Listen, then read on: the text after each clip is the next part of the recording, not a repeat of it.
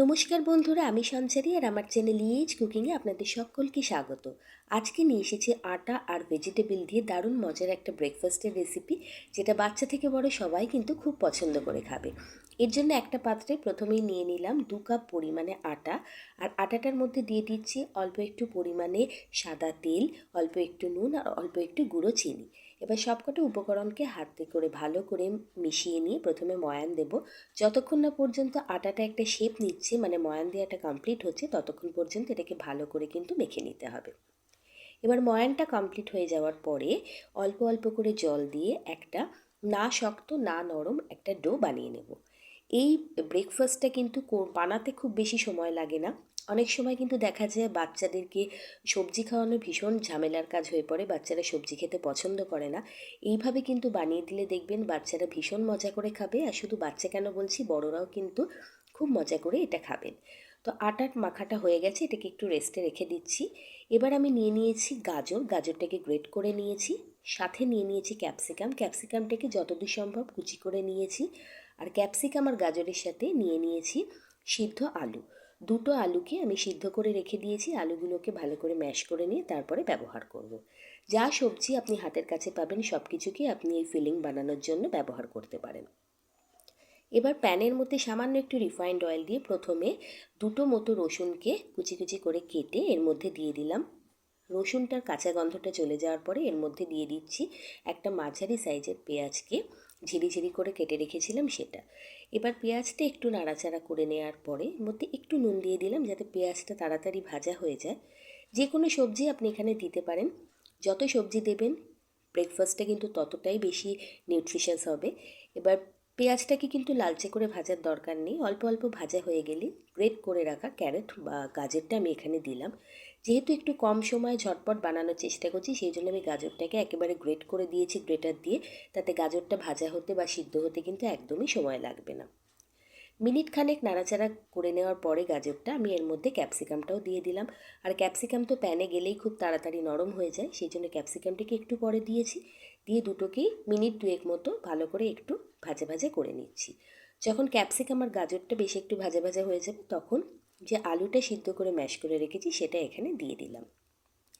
যদি ফিলিংটা আগের থেকে বানিয়ে একটু ফ্রিজে রেখে দেওয়া যায় না, তাহলে কিন্তু এই ব্রেকফাস্টের এই রেসিপিটা বানাতে একেবারেই সময় লাগবে না, বাকি প্রসেসটা একদমই সোজা। আর এইভাবে ফিলিং বানিয়ে বা স্টাফিংটাকে বানিয়ে নিয়ে কিন্তু আপনারা ফ্রিজে দিন দুয়েকের জন্য রেখে দিতে পারেন। এবার আলুটাকে দিয়ে সব কিছুর সাথে ভালোভাবে মিশিয়ে নেওয়ার পরে যখন আলুটা বেশ একটুখানি টাইট হয়ে এসছে, মানে ফিলিংটা বেশ ভালো মতো একটু টাইট হয়ে এসছে, তখন এর মধ্যে দিয়ে দিলাম স্বাদ অনুযায়ী নুন, একটু জিরের গুঁড়ো, আর দিয়ে দিচ্ছি কাঁচা লঙ্কা। লঙ্কা আর নুনটা অবশ্যই নিজেদের স্বাদ অনুযায়ী দেবেন। আমি এখানে শুধু জিরের গুঁড়ো ব্যবহার করেছি, কারণ জিরের গুঁড়োটা দিলে কিন্তু খুব সুন্দর একটা গন্ধ আসে। এবার নাড়তে নাড়তে দেখুন যে পুরটা বানিয়েছি সেটা কিন্তু বেশ শক্ত হয়ে এসছে, এবং এটা কিন্তু ফোল্ড করা যাচ্ছে স্প্যাচুলা দিয়ে, মানে পুরটা বানানো কমপ্লিট এবং এটা প্যানটাকেও ছেড়ে দিচ্ছে। ঠিক নামানোর আগে একটুখানি ধনেপাতা দিলাম কুচি করে, ধনেপাতা দিলে খাওয়ার সময় গন্ধটা খুব ভালো আসবে। পুরটা রেডি হয়ে গেছে, একটু ঠান্ডা করতে দিলাম। এদিকে আটাটাও কিন্তু খুব ভালো মতো সেট হয়ে গেছে। এবার আটাটা থেকে লেচি কেটে নেব। যে লেচিটা কাটবেন সেটা কিন্তু নর্মালি আমরা বাড়িতে যে রুটি বানাই তার তুলনায় একটুখানি বড় করবেন, একটু বড় লাগবে রুটিটা। আর আমি এখানে একটা জিনিস আপনাদের দেখাতে আমার মিস হয়ে গেছে, সেটা হচ্ছে যখন আমি আটাটা মাখছিলাম তার মধ্যে সামান্য একটু জোয়ান কিন্তু আমি দিয়েছি। জোয়ানটা অবশ্যই দেবেন, তাতে যেমন ডাইজেশনের জন্য সুবিধা হবে, খাওয়ার সময় জোয়ানের গন্ধটাও কিন্তু খুব ভালো আসবে। লেচি কেটে নেওয়ার পরে যতদূর সম্ভব পাতলা করে প্রথমে একটা রুটি বেলে নেব। যেমন করে আমরা নর্মালি রুটি বেলি ঠিক সেইভাবেই আমরা রুটিটা বেলবো। আর এটাকে যতদূর সম্ভব স্ট্রেচ করে যতটা বড় সম্ভব লেচিটা থেকে রুটি বানানো যায় ততটা বড় করে কিন্তু রুটিটা বানিয়ে নিতে হবে। এবার রুটি বানিয়ে নেওয়ার পর দেখুন আমি কিভাবে এখানে ফিলিংটা দিচ্ছি। রুটিটার একটা সাইডে ফিলিংটা দেব, তবে খুব বেশি মাত্রায় কিন্তু এই পুরটা দিতে যাবেন না। মোটামুটি পরিমাণে পুরটাকে সাইড বরাবর দিয়ে এবার কিন্তু রুটিটাকে আমাদেরকে রোল করতে হবে। পুরটা যতটা আমরা টেস্টি করে বানাবো খাওয়ার সময় কিন্তু ততটাই বেশি ভালো লাগবে। এবার খুব সাবধানে এটাকে ফোল্ড করে নিচ্ছি। ফোল্ড করার সময় একটু টাইট করে ফোল্ড করব, যাতে ভেতরে গ্যাপটা না থাকে। আর ফোল্ড করে নেওয়ার পরে একদিকের ফোল্ডটা যাতে খুলে না যায় সেই জন্য অল্প একটু জল দিয়ে মাথার দিকটায় লাগিয়ে নিলেই কিন্তু রুটিটা খুব সুন্দরভাবে আটকে যাবে।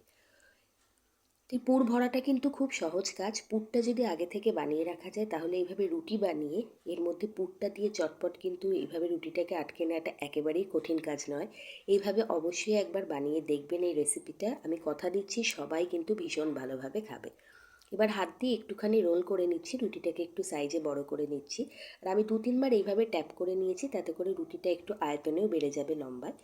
এইবার এটাকে কিন্তু একটুখানি পাকিয়ে পাকিয়ে গোল করে নিতে হবে, যেমনভাবে আমি ভিডিওতে দেখাচ্ছি। মাঝখানটা একটু ধরে রেখে এইভাবে পাকিয়ে পাকিয়ে কিন্তু গোল করে নিচ্ছি। এটা খুব সহজ, এটা করতে একেবারেই কোনো ঝামেলা নেই। পাকিয়ে নিয়ে নিচের দিকটা খুব সুন্দর মতো করে লাগিয়ে নিয়ে অনেকটা জিলিপির মতো একটা শেপ দিলাম। এইবার যেহেতু এটা একটু মোটা আর আমি এটাকে ডিপ ফ্রাই করবো না, সেই জন্য আমি একটু ওপর থেকে হালকা করে এটাকে বেলে নিচ্ছি, একদমই গায়ের জোর না দিয়ে। হালকা হাতে একটু বেলে নিয়ে একটুখানি পাতলা করে নিচ্ছি, বেশি পাতলা করছি না, অল্প একটু পাতলা করে নিচ্ছি। আর এই যে জিনিসটা আমি বানাচ্ছি এটা কিন্তু আমি ডিপ ফ্রাই করবো না। ডিপ ফ্রাই করলে যে কোনো জিনিসের স্বাদ খুব ভালো আসে। আমি এটাকে খুব কম তেলে করব, সেই জন্য একটু পাতলা করে নিলাম। দেখুন ভেতরের লেয়ারটা কিন্তু খুব সুন্দর দেখা যাচ্ছে। এইভাবে প্রত্যেকটা এরকম রুটিগুলোকে কিন্তু এইভাবে বেলে নিয়ে তার মধ্যে পুর ভরে এইভাবে লক করে নিয়ে গোল গোল করে শেপ দিয়ে আমি বানিয়ে নেব। আগে সব কটা বানিয়ে নেব, তারপরে ভাজতে যাব। বেশ ঝটপটে আমি বলবো এটা বানানো হয়ে যায়, যদি পুরটা আগে থেকে বানানো থাকে তো। আর পুরটা যদি বানানো না থাকে, পুর বানিয়ে করতে হয়, তাহলে অবশ্যই একটু সময় সাপেক্ষ ব্যাপার। কিন্তু খেতে ভীষণ ভালো লাগে, আলাদা করে রুটির জন্য তরকারি করার ঝামেলা নেই।